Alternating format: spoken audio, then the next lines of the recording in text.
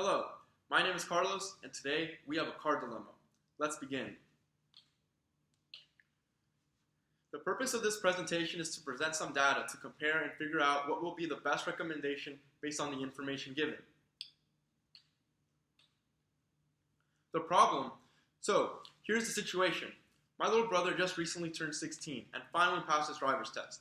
He now has a license, but there is one small problem. He has no car. My father, being very generous and wanting his son to be somewhat mobile, is willing to buy him a new car. So I wonder, what is the most practical car for my dad to buy my 16-year-old little brother?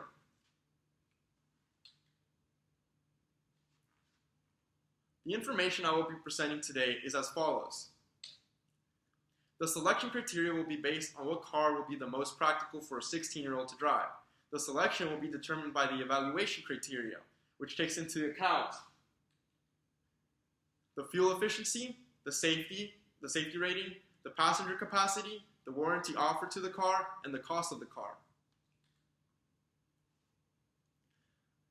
The car models that have been chosen are based off of what my brother would like realistically, and what cars my dad likes that would be a realistic first car for my little brother. The car models that we will be comparing today is the Jeep Wrangler, the Dodge Charger, Ford Mustang, the Honda Accord, and finally, the Toyota Camry. All the models are 2019 models and are the basic trim. I have made this table to share my findings. Now, let's go down the column and compare. The first column is fuel efficiency. Coincidentally, the cars are listed in order from lowest miles per gallon to highest miles per gallon. As you can see, the Jeep Wrangler is at 19 miles per gallon, Charger's at 23, the Mustang's at 25, Accord is at 31, and the Camry's at 32. Next up is the safety rating. The safety ratings were all found through the National Highway Traffic Safety Administration website. And as you can see, every car scores a 5-star safety rating, except the Jeep Wrangler.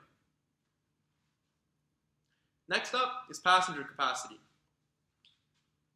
As shown in the table, all the cars are capable of fitting at least 5 passengers, except for the Ford Mustang. The Ford Mustang is a 2-door coupe, and it has a very, very compact back seat. I would hate to sit in that back seat. Up next, we have the warranty that is offered with each car. As you can see, each car offers the same basic warranty, 3 years or 36,000 miles. And finally, we have the cost of the cars. The Jeep Wrangler is at $33,000, the Dodge Charger is at $29,000, the Ford Mustang's at $26,000, the Honda Accord's at $26,000 as well, and the Toyota Camry's at $25,000. Now we must evaluate our findings. How we will evaluate is we will rank the cars 1 to 5, depending on where they fall in each category. 1 being the best of the category and 5 being the worst. Then we will add up the total scores, and the car with the lowest number will be the recommended car.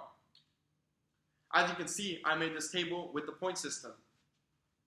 Fuel efficiency, ranked from highest to lowest. Toyota Camry being the best, so it gets a 1. Wrangler being the worst, it gets a 5. Safety, all were tied for 5 stars, except the Wrangler.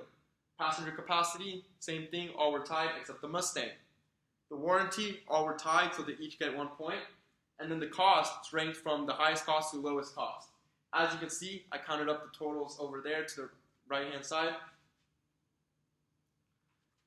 Now, the result of data comparison of the car states that the Toyota Camry is the recommended car to purchase, as seen right here, least number of points.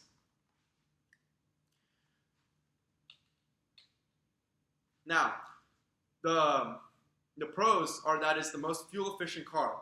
It is tied for the most safest car. It is tied for the most passenger capacity, and it's the cheapest. Now, let's evaluate the cons. Technically, there are no cons according to the table I provided, but the table does not take everything into consideration, such as style preferences, for example.